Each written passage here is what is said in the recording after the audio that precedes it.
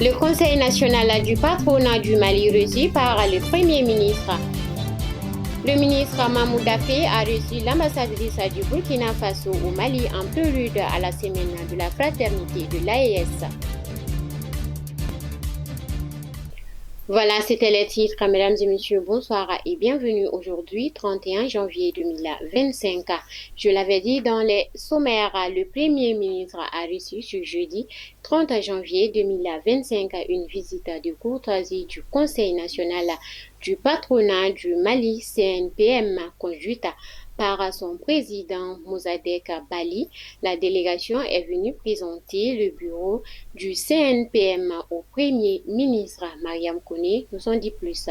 Le CNPM, Organisation syndicale des employeurs du Mali, regroupe 38 regroupements professionnels et couvre tous les secteurs d'activité représentant environ 500 entreprises. Pour le président du CNPM, cette audience a été l'occasion de présenter un document d'analyse des besoins du secteur privé. Il s'est également réjoui des efforts du gouvernement pour le remboursement de la dette intérieure et de l'instauration d'un dialogue régulier avec le secteur privé, une démarche adaptée et encouragée par le Premier ministre. Le Premier ministre a salué cette dynamique de concertation entre le gouvernement et le monde des affaires. Ce secteur privé fort et structuré moteur de la croissance économique et de la création d'emplois. Il a également assuré le CNPM de l'engagement du gouvernement à ouvrir pour un environnement des affaires plus attractif, propice aux investissements et au développement des entreprises. Il a félicité le CNPM pour son soutien au moment de l'embargo et a fait des propositions pour conforter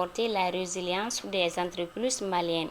Le Premier ministre, chef du gouvernement, le général des divisions Abdoulaye Maïga, a présidé ce jeudi la signature de convention de 118 sous-projets communautaires retenus dans le cadre du projet de restauration des terres dégradées au Mali, dans le delta intérieur du Niger et sur le tracé de la Grande Muriel Verte au Mali. Fatmata Siakadjara nous en dit plus. Prenant la parole, la représentante des bénéficiaires, Mme Diallo de Kolongo dans la zone office du Niger, s'est réjouie de la signature de ces conventions qui vont permettre de booster l'économie locale. Elle a en outre remercié les autorités de la transition pour ce geste hautement patriotique. À sa suite, M. Kansai, maire de la commune urbaine de Mopti, non moins porte-parole des maires des communes bénéficiaires, a également remercié les autorités et pris l'engagement que tout sera fait pour que les sous-projets retenus soient mis en œuvre conformément aux clauses contractuelles. Les 118 sous-projets ont été sélectionnés à partir de critères rigoureux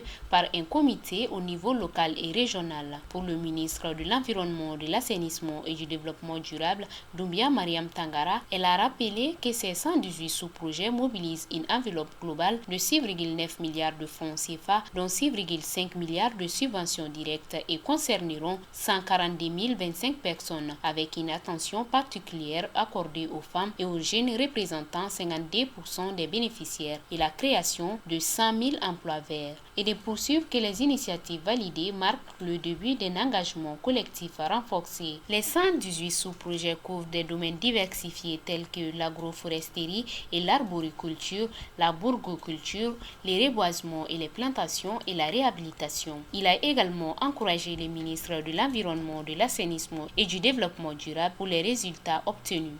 Le comité interministériel de gestion des crises et des catastrophes s'est réuni hier jeudi 30 janvier 2025 sous la présidence du Premier ministre, le général des divisions Abdoulaye Maïga. À l'ordre du jour figurait le plan d'action pour la libération des servitudes et des lits des marigots du district de Bamako. Mariam Koné. Le comité interministériel de gestion des crises et catastrophes s'est réuni la présidence du Premier ministre, le général de division Abdoulaye Maïga. À l'ordre du jour figurait le plan d'action pour la libération des servitudes et des lieux de marigots du district de Bamako. Ces plans visent à réduire le risque d'inondation lié à l'occupation des servitudes des cours d'eau à Bamako. Les sous-commissions mises en place dans ces cadres ont travaillé sur plusieurs axes, notamment la sensibilisation et la communication auprès des populations, la libération des servitudes des collecteurs naturels dans les districts de Bamako, l'accompagnement des personnes concernées, l'exécution des démolitions ainsi que le contrôle et le suivi post-démolition. Le Premier ministre a salué le travail accompli par les sous-commissions, notamment en matière de réhabilitation et d'assainissement.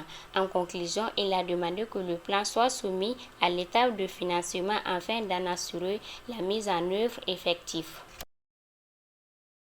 Annoncé également dans les sommaires hier jeudi 30 janvier 2025, le ministre de l'Artisanat, de la Culture, de l'Industrie hôtelière et du Tourisme, Mamou Daffé, a reçu en audience à Madame Julienne Dombélé, ambassadrice du Burkina Faso au Mali, en prélude à la semaine de la fraternité de l'AES. Fatoumata Siakadjara nous en dit plus. Prenant la parole, Madame l'ambassadrice a félicité le ministre Daffé pour sa nomination et lui a souhaité plein succès dans ses nouvelles fonctions. Cette visite s'inscrivait dans le cadre des préparatifs de la semaine de la fraternité de l'AES, prévue du 3 au 9 février 2025 à Ségou, en marge de la 21e édition du Ségou Art Festival sur le Niger. L'accueil de la délégation du Burkina Faso à Ségou, les cérémonies d'ouverture et de clôture de la semaine, l'exposition des œuvres des peintres de l'AES, la participation des troupes musicales de l'espace AES, ainsi que la signature des documents de la politique culturelle commune de la Confédération des États du Sahel sont entre autres les sujets abordés par les deux personnalités. La rencontre a pris fin par la remise des présents aux ministres, présents composés notamment d'un étalon de Yanenga, un chapeau pull appelé Sapouné et du Faso d'Amfini du Burkina Faso.